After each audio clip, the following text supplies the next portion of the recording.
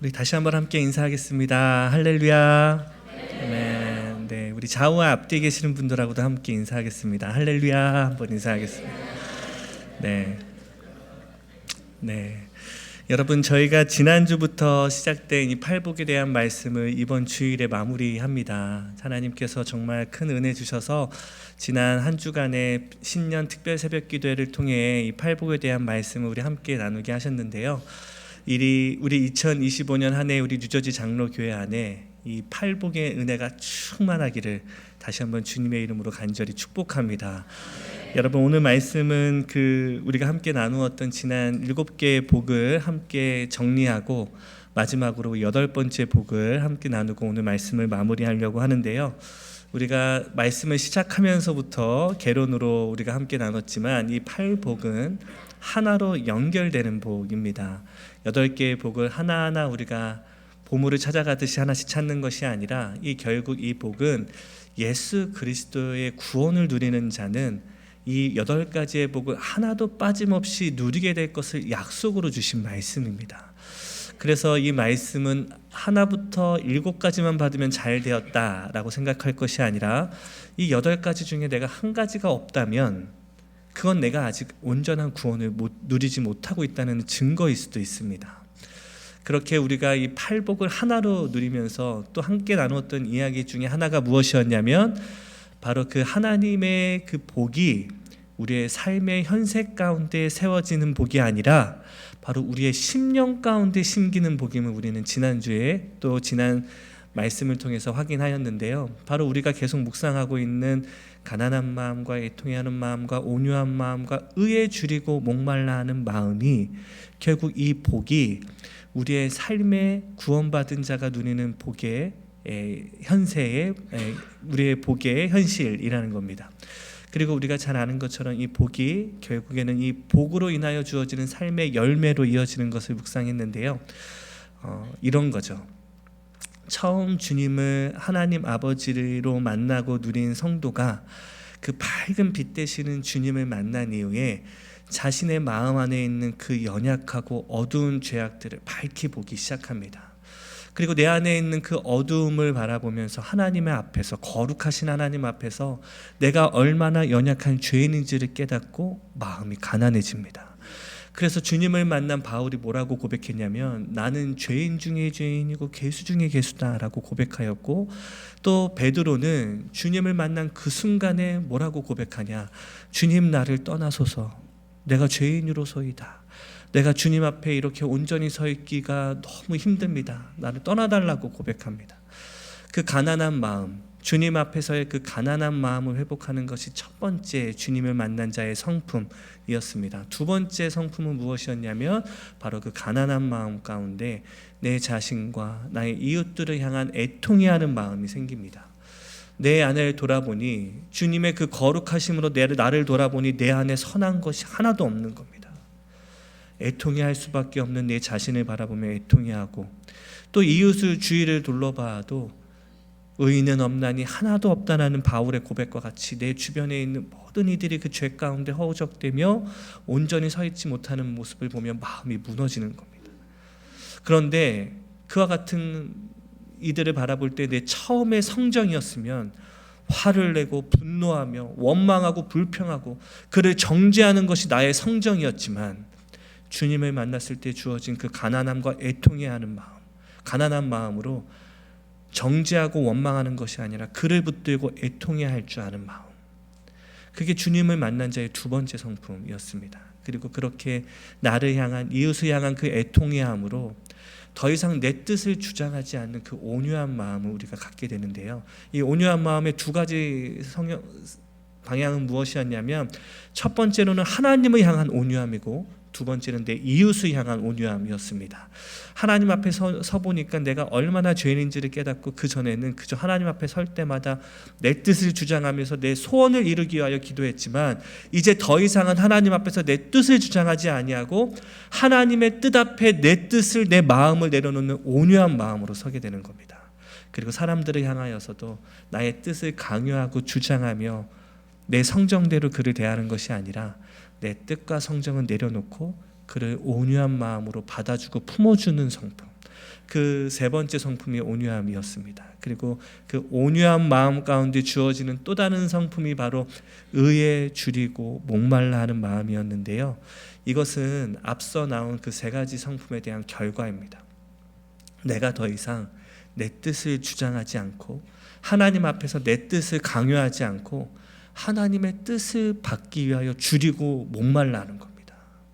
그 전에는 그냥 묵상할 때마다 내가 원하는 것을 주장하기 바빴는데 이제는 온유하다 보니 내 뜻을 주장하는 것이 아니라 하나님의 뜻을 알기 위하여 주려하며 목말라하고 하나님의 뜻을 이루기 위하여 자신의 삶을 내어드리며 살아가는 의에 줄이고 목말라하는 자로 살아가는 거죠.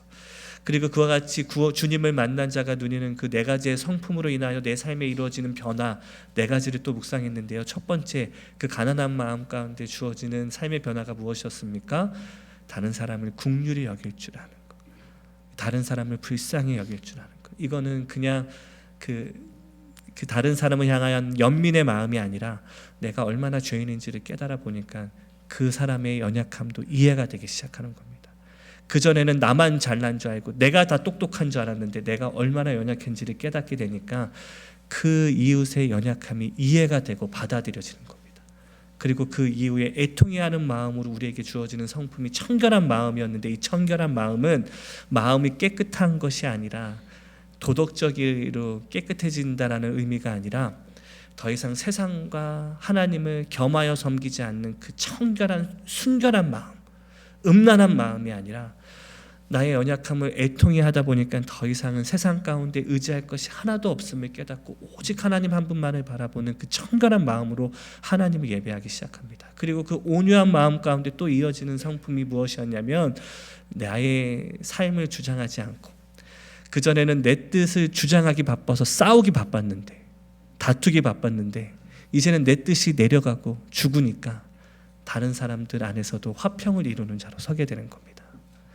다른 사람이 뭘 이야기하든 이해가 되고 받아들여지고 그 안에서 화평을 이루는 자로 서게 되고 우리가 어제 그 말씀을 묵상하면서 그러면 우리가 어떻게 그 화평을 이루는 자로 설 수 있을까를 나누면서 결국에는 주님께서 걸어가신 그 십자가의 길을 걸어가야 한다라고 이야기를 나눴는데요. 왜냐하면 여러분 화평한 자가 누리는 복이 하나님의 아들이라 일컬음을 받을 것이라는 복이었는데 여러분 하나님의 아들이 행하신 일이 바로 이 화평을 이루는 일이었습니다.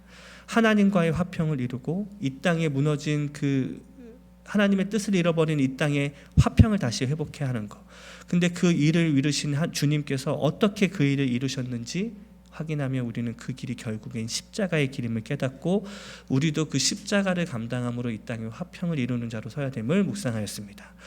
그리고 이어지는 말씀이 바로 오늘 본문이고 마지막 본문인 이 8번째 복은 우리가 방금 나누었던 7번째 복과 연결되는 복입니다. 8가지의 복이 다 하나로 연결되는 것처럼 이 7번째 복과 8번째 복이 연결되는데 7번째 복이 결국에는 우리가 십자가를 감당함으로 화평을 이룬 자로 서야 된다고 말씀드렸는데요. 8번째 복은 그러면 어떻게 십자가를 질 것인지에 대한 이야기입니다. 어떻게 십자가를 져야 우리의 삶에 8번째 복의 결과인 천국을 이 땅 가운데 누리며 살아가는 자로 살 수 있는지에 대한 이야기인데요. 오늘 이 말씀에 대해서 나누기 전에 제가 안타깝지만 한 가지 안타까운 현실을 한 가지 말씀드리면서 오늘 본문 말씀을 시작하려고 합니다. 여러분 얼마 전에 한국 사회에서 기독교를 바라보는 시선이 어떠한지에 대한 설문조사를 했고 불과 한 달 전에 이 결과가 나왔는데요. 그 한국 사회 안에서 한국 교회에 대한 사람들의 호감도를 물어보는 질문이었습니다. 교회를 다니지 않고 신앙이 없는 사람들에게 조사를 했는데 1094명에게 이 종교에 대한 호감을 물어보았습니다. 여러분 앞뒤 다 빼고 결론부터 말씀드리면 과연 기독교를 어떤 마음으로 바라보고 있을까, 어떻게 얼마나 호감을 갖고 있을까를 물어보았던 그 설문조사의 응답이 이렇게 결과로 나왔는데요. 그 설문조사에 참여했던 1094명 중에 단지 14.3%만이 기독교에 대해서 긍정적인 호감을 갖고 있다라고 응답하였습니다. 그러면 여러분 저희가 이에 대한 대조군을 또 확인해야 되는데요. 한국의 3대 종교라고 하는 기독교, 불교, 천주교. 그럼 다른 불교와 천주교는 얼마나 호감도를 갖고 있나? 불교를 조사해 보니까 불교에 대해서는 무려 52.9%가 사람들이 불교에 대한 호감을 가지고 있었고, 천주교는 무려 48.5%였습니다. 다 개신교의 4배 이상이 되는 호감도였습니다. 그리고 원불교가 3위였는데요. 17.9%로 개신교보다도 높았습니다. 종교에 대한 이와 같은 호감을 갖고 있는 결과였는데, 더 가슴이 아팠던 것은 무엇이냐면 이 종교에 대한 호감뿐만 아니라 이 종교를 담당하고 있는 종교인에 대한 호감도도 물어보았는데, 다 제쳐두고 저희 개신교, 기독교 종교인, 즉 목회자들을 바라보는 사람들의 호감도는 13%에 불과했습니다. 교회에 대한 신뢰도를 또 물어보았는데, 그 교회를 믿느냐, 교회를 신뢰하냐라는 질문에 대한 대답에는 단지 27%만 교회를 신뢰한다라고 응답했습니다. 이들은 교회를 다니지도 않는 성도들이었는데 교회를 불신하고 있는 겁니다. 그런데 여러분, 이 결과도 참 가슴이 아픈데요. 그러면 왜 기독교에 대해서 그렇게 호감을 갖지 않고 있고 불신하고 있는지 그 이유를 물어보는데 그 대답이 더 가슴이 아팠습니다. 첫 번째는 무엇이었냐면 그들의 부패함 때문이라고 응답했습니다. 기독교는 이미 너무 스스로 부패하였기에 신뢰할 수도 없고 좋아할 수도 없다라는 응답이었습니다. 그리고 그 여타 다른 이유도 나왔는데, 그들은 사회에 대한 책임감이 없고 지나치게 독선적으로 전도하는 이들이었고, 다른 이들하여 차별을 갖고 있었고, 또 심지어 혐오하는 발언을 너무 쉽게 하는 자들이다라고 이야기를 하며 그들을 신뢰하지 않는 이유들에 대해서 이렇게 이야기하였습니다. 결국 자신들의 이익만을 탐하는 그 이기적인 모습으로 인하여서 사람들은 더 이상 교회를, 기독교를 신뢰하지도 좋아하지도 않고 있는 겁니다. 여러분, 이 조사 결과를 들으면서 참 마음이 아팠습니다. 사람들이 우리 교회를 볼 때 스스로 너무 자신들의 이익만을 탐하고 욕심내는 그 마음으로 인해서 더 없이 타락하여서 더 이상 믿지 못한다라는 그 결과가 우리 스스로를 돌아보게 하였고 또 제 자신을 돌아보게 하였기 때문입니다. 사랑하는 예배자 여러분, 오늘 그와 같은 현실 가운데 주님이 우리에게 도전하고 권면하십니다.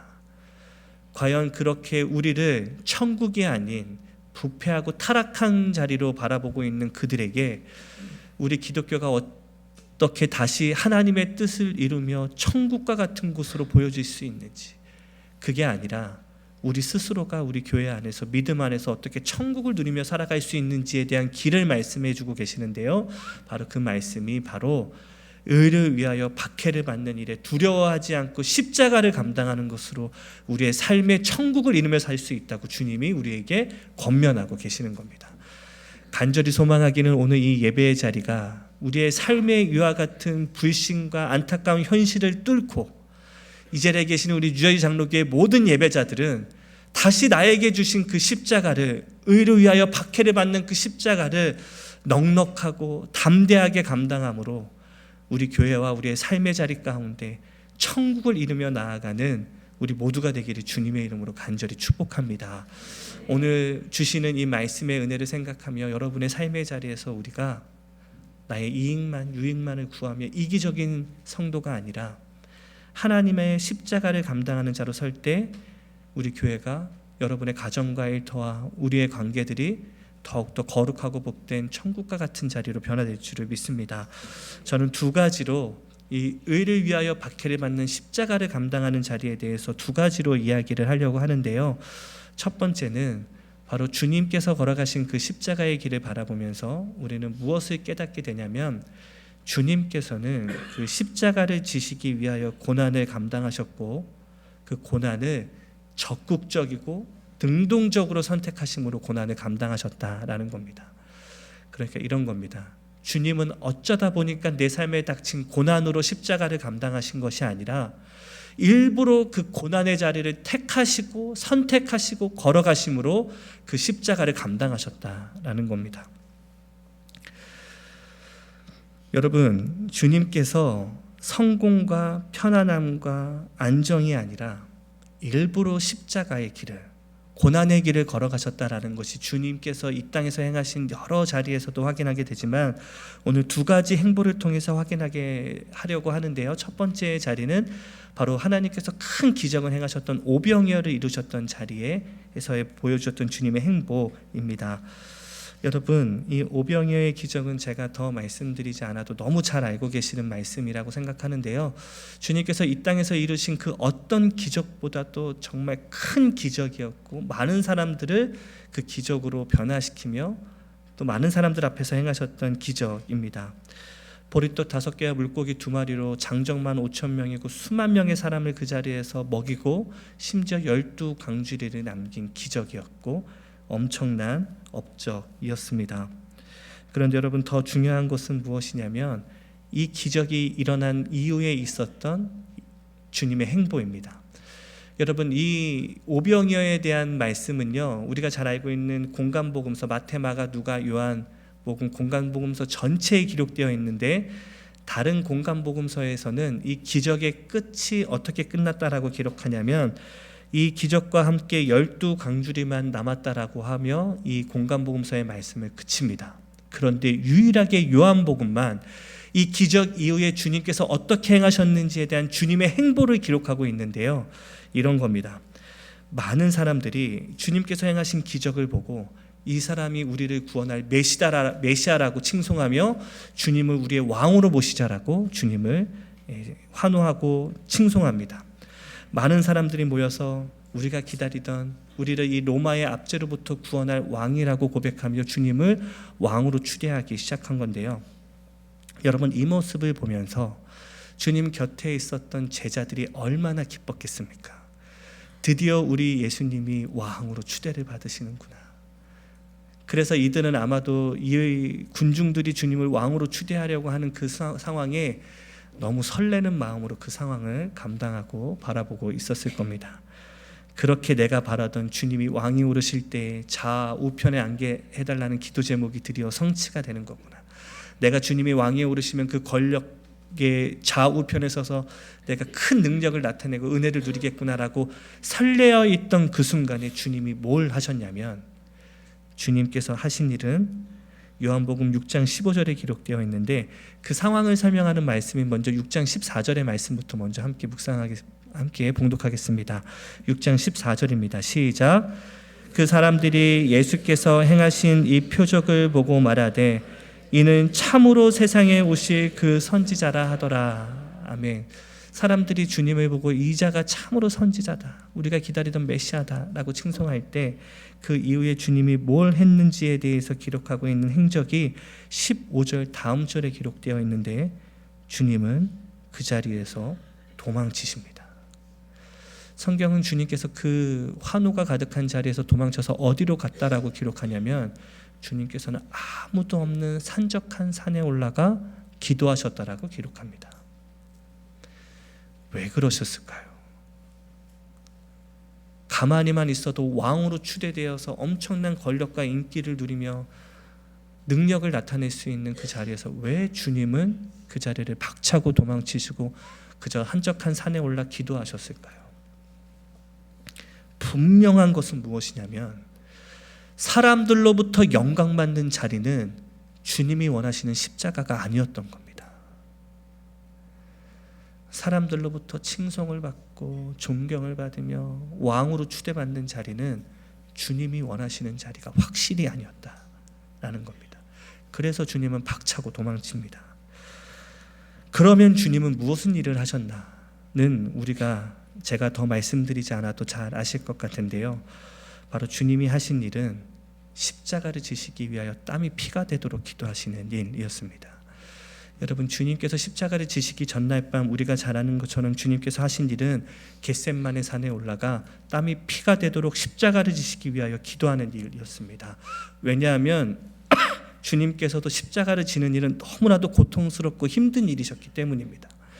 주님이 뭐라고 기도하셨냐면 가능하거든, 하나님 아버지 가능하면 이 잔을 내게서 옮겨달라고 기도합니다. 본인이 생각했을 때도 십자가는 너무 힘들고 고통스러운 겁니다. 여러분, 주님께서 십자가에서 당하실 일들을 하나하나 눈으로 보고 계셨을까요? 모르셨을까요?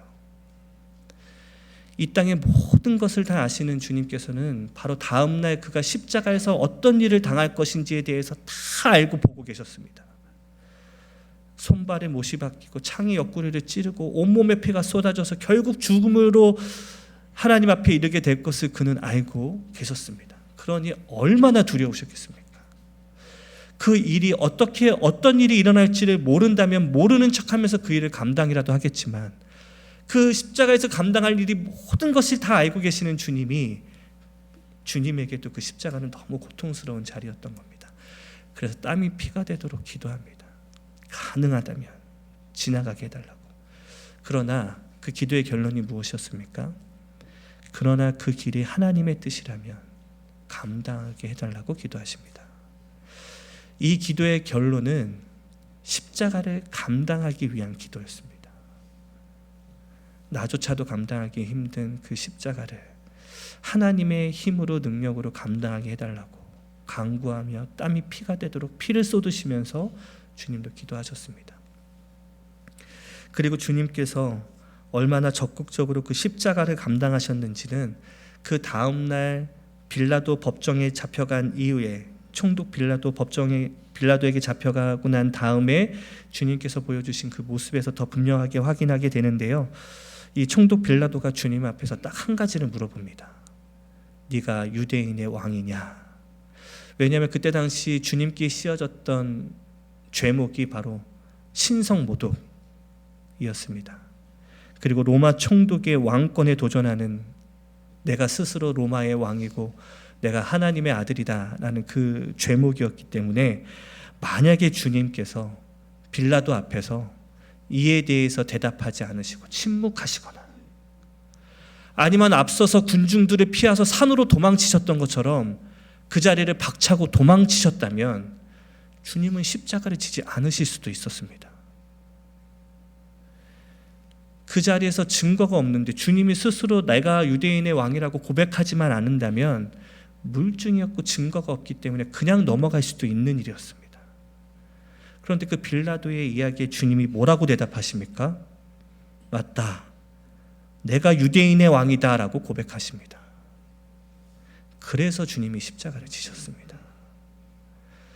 어쩌다 보니까 도망치다가 안 돼서 군병들에 잡혀서 십자가를 지신 게 아니라, 주님은 처음부터 그 십자가를 지시기 위하여 하나하나 십자가의 길을 걸으셨고 그 길을 선택하셨던 겁니다. 그런데 여러분, 주님께서 십자가를 지시는 일은요, 이미 구약 성경에 이미 예언되어 있던 말씀이었습니다. 이사야서 53장의 말씀을 보시면 주님께서 지실 그 십자가에 대해서 예비하고 있는데, 우리 이사야서 53장 5절에서 6절의 말씀도 우리 한 목소리 함께 읽겠습니다. 시작. 그가 찔림은 우리의 허물 때문이요 그가 상함은 우리의 죄악 때문이라. 그가 징계를 받음으로 우리는 평화를 누리고 그가 채찍에 맞음으로 우리는 나음을 받았도다. 우리는 다 양 같아서 그릇 행하여 갓길 제 길로 갔거늘 여호와께서는 우리 모두의 죄악을 그에게 담당시키셨도다. 아멘. 여러분, 본문의 말씀을 잘 보시면 주님께서 십자가에 달려 돌아가실 것에 대해서 이사야 선지자는 이미 예언하고 있었고, 우리의 허물로 인하여, 이 땅의 모든 죄인들의 허물로 인하여 주님이 십자가를 지고 돌아가실 것을 이미 예언하셨습니다. 그런데 여러분, 주님께서 십자가를 지신 일이 우연이 아니라 이미 예언된 일에 대해서 더 분명하게 보여주는 말씀이 있는데요. 처음 성경 가운데 예수님께서 십자가를 지실 것을 예언한 말씀은 이사야서가 아닙니다. 처음 예수님께서 십자가를 지실 것이다라고 성경이 예언하여 기록되어 있는 부분이 어느 책이냐면 성경이 시작되는 창세기서에 예수님의 십자가의 죽으심이 예언되어 있습니다. 우리 그 본문의 말씀인 창세기 3장 15절의 말씀도 우리 한 목소리로 함께 읽겠습니다. 시작. 창세기 3장 15절입니다. 시작. 내가 너로 여자와 원수가 되게 하고 내 후손도 여자의 후손과 원수가 되게 하리니 여자의 후손은 내 머리를 상하게 할 것이요 너는 그의 발꿈치를 상하게 할 것이니라 하시고. 아멘. 여러분 이 본문의 말씀을 잘 보시면 다시 한번 계속 보여주시면 감사하겠습니다. 여기 본문의 말씀을 잘 보시면 내가 너로 여자와 원수게 되게 하리라 라는 이 예언에서 너는 누구냐면 바로 아담과 하와를 꼬드겼던 그 뱀입니다. 그리고 그 뱀이 사탄인데 내가 사탄 너로 하여금 여자의 후손들과 원수가 되게 하리라 라고 말씀하십니다. 그러면서 뭘 이어서 예언하셨냐면 여자의 후손 중에 한 명이 나와서 너와 원수될 것뿐만 아니라 너의 머리를 상하게 하고 너의 발꿈치를 상하게 할 것이다 라고 약속합니다. 여러분 이 말씀이 바로 여자의 후손인 예수 그리스도를 통하여 이 땅의 죄와 사단의 권세를 심판하실 것을 예언하는 말씀입니다. 주님께서 이 땅에 오셔서 죄와 악의 권세들을 물리치시고 십자가를 통하여 그 죽음을 이기시고 승리케 하실 것이다 라는 예언의 말씀이 창세기 3장에 이미 기록되어 있던 말이라는 것입니다. 그러니까 여러분 주님의 십자가 지심은 우연이 아니고 어쩌다 본인 감당하신 길이 아니었다라는 겁니다. 여러분 이 말씀을 통해 또 한 가지 우리가 신학적으로 유추할 수 있는 내용 중에 하나가 무엇이냐면 창세기 3장에 이미 하나님께서 예수님께서 십자가를 지실 것을 예언하셨다면 하나님께서는 이미 창세 전에 이 세상이 창조되기 전에 성경이 기록되어 있는 역사 전에 이미 예수님께서 십자가를 지실 것을 알고 예언하고 계셨다라는 겁니다. 왜 창세기 3장에서 이미 예수님이 십자가를 지실 것을 알고 계셨던 하나님께서 창세 전에 그 일을 모르셨겠습니까? 하나님은 이 세상이 창조되기 이미 이전에 인간이 이 땅에 창조되기 전에 이미 예수 그리스도를 통하여 이 땅의 모든 영혼들을 구원하실 것을 알고 계셨고 예비하고 계셨던 겁니다. 성경은 창세 전에 이미 성부, 성자, 성령 하나님이 함께 계셨고 창조의 사역을 성부, 성자, 성령 하나님이 함께 지으셨다라고 기록합니다. 그러면 창세 전에 예수님은 이미 하나님과 함께 계셨고 예수님은 그때부터 이미 내가 앞으로 십자가를 질 걸 알고 계셨다라는 의미입니다. 주님은 그렇게 창세 전부터 십자가를 준비하고 예비하고 계셨고 그때부터 그 십자가의 길을 걸어가고 계셨던 겁니다. 사랑하는 예배자 여러분, 주님은 그렇게 십자가를 감당하셨습니다. 우연히 어쩌다가 감당하신 것이 아니라 처음부터 십자가를 지시기 위한 길을 걷고 계셨습니다. 여러분 너무 감사하게도 하나님께서 저를 유저지 장로교회의 목회자로 세워주시고 또 이 귀한 교회에서 목회사역을 감당할 수 있게 은혜를 허락해 주셨습니다. 그런데 제가 저희 교회 부임한 이후에 참 많은 교회분들을 만나고 또 교회 많은 일꾼들을 만나면서 참 감사했던 것이 있습니다. 그것은 무엇이냐면 우리 교회와 우리 교우분들과 우리 교회 리더십들이 바로 이 십자가를 지는데 참 잘 훈련되어 있구나라는 제가 그 감동을 받게 되었는데요. 여러분 제가 좀 대놓고 말씀드리면 우리 교회는 목회자가 없는 와중에서도 성도들의 기도와 헌신으로 하나님을 온전히 예배하고 있었고 교회를 건강하게 세워가고 있었습니다.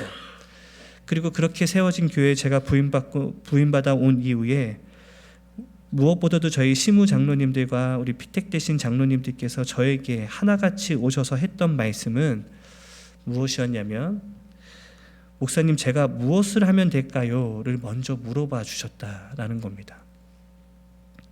여러분 보통 교회는 그렇게 하기가 쉽지 않습니다. 이런 겁니다. 목회자가 장로님들께 찾아가서 부탁을 해야 장로님들이 움직이시고요. 간절히 부탁하고 간구해야 목사님들이 일을 하십니다. 장로님들이 일을 하십니다. 그런데 저희 교회는 제가 뭘 부탁하기도 전에 저는 온 지 얼마 되지도 않아서 정신이 하나도 없는데 뭘 해야 되는지를 먼저 물어봐 주시는 교회였습니다. 저는 이 모습을 보면서 참 십자가를 지는 모습이 잘 준비되어 있다라는 감동을 받았고요. 우리 교회에 희망이 있다, 소망이 있다라는 확신을 갖게 되었습니다. 여러분, 왜냐하면 저도 부목사 사역을 오래 했는데 15년 가까이 부교역자 생활을 했던 것 같습니다. 그런데 여러분, 제가 그렇게 부교역자를 생활하면서 많이 받았던 지적 중에 하나가 무엇이냐면, 특별히 제가 전에 사역했던 토렌스 제2장로교회 고창현 목사님이 저와 함께 사역하는 부교역자들에게 항상 무언가를 지적하실 때 함께 빠지지 않고 얘기하셨던 게 무엇이었냐면, 바로 뭘 하든지, 목회자로 무슨 사역을 하든지 제발 능동적으로 사역하라는 당부였습니다. 교회에서 사역을 하는데 목회자들이 억지로 누가 시켜서 사역하는 것처럼 인상 쓰면서 사역하지 말고, 마치 도살장에 끌려가는 사람처럼 앞에 와서 예배하지 말고 기꺼이 감사하면서 좀 사역하라고. 새벽 기도에 나와서 말씀을 전하고 섬기며 무슨 자잘구레한 일을 하더라도 억지로 하는 것처럼 하지 말고 능동적으로 감사하면서 하라고. 제가 그 말씀을 들으면서 솔직히 그 말이 무슨 말인지 잘 몰랐습니다. 그런데 죄송하지만 제가 담임 목회자가 되어 보니까 그 말이 무슨 말인지 알겠더라고요. 여러분, 교회 일을 하면서도 얼마든지 등 떠밀려서 할 수 있습니다. 하나님 일을 하지만 소극적으로 할 수 있습니다. 여러분, 그렇게 소극적으로 십자가를 감당하는 사람의 특징이 무엇인지 아십니까? 첫 번째는 책임을 지기를 싫어합니다. 다른 사람의 뒤에 서서 내가 할 일만 하고 책임은 지지를 않습니다. 두 번째는 일을 자꾸 다른 사람에게 미룹니다. 일이 되든지 안 되든지는 중요한 것이 아니라 내가 할 일만 하면 된다는 생각 때문에 그렇습니다. 세 번째, 능동적으로 사역하지 못하는 소극적인 십자가를 지는 사람의 특징은 무엇이냐면 자기에게 떨어진 일만 합니다. 교회 전체에 일어나고 있는 일을 돌아보거나 교회를 위하여 헌신하고 교회를 돌보는 일을 하기보다는 나에게 준 일, 그 일만 합니다. 그래서 심지어 교회에는 불편하고 어려운 일을 이루면서도 교회 일을 한다고 생각합니다. 왜냐하면 내게 주어진 그 일을 잘하고 있으니까. 그 일로 인해 교회가 어려움을 당하고 있는데도 이해하지 못하고 자기 일만 합니다. 마지막으로 십자가를 지지 않고 자기 의로, 자기 능력으로 소극적으로 십자가를 지는 사람의 특징은 무엇이냐면 자기를 위한 이익이 끝나면 그 자리를 떠납니다. 분명 처음 시작할 때는 그 일이 하나님의 일이라고 시작했는데 나를 향한 유익이 없어지고 그 일이 나에게 유익이 되지 않는다는 판단이 드는 그 순간 그 자리를 박차고 떠납니다.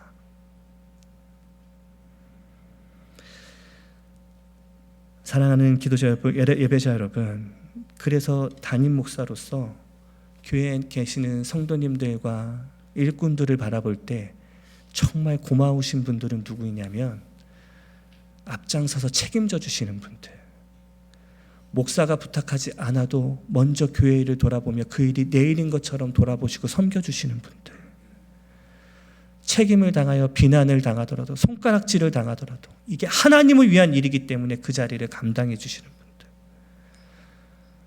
그리고 자기에게는 유익이 1도 없는 자리라고 할지라도, 사람들이 아무도 알아주지 않는 자리라고 할지라도 그 자리를 끝까지 감당해 주시는 분을 보면 너무 감사합니다. 여러분, 목사가 봤을 때도 그렇게 감사한데 주님이 바라보실 때는 얼마나 기뻐하시겠습니까? 반대로 우리는 잘못된 십자가를 질 수도 있다는 이야기입니다. 겉으로는 하나님의 십자가를 지고 있다라고 이야기하지만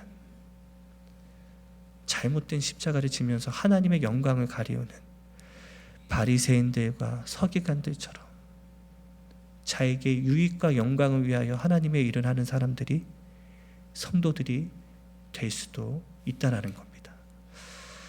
여러분, 간절히 소망하기는 하나님께서, 주님께서 십자가를 능동적으로 적극적으로 감당하셨듯 우리 뉴저지 장로교의 온 성도들은 억지로 등 떠밀려서 십자가를 감당하는 자들이 아니라 하나님의 나라를 위하여 적극적으로 능동적으로 앞장서서 책임지고 하나님의 일을 감당하는, 십자가를 감당하는 주님의 자녀들이 다 되시기를 주님의 이름으로 간절히 축복합니다.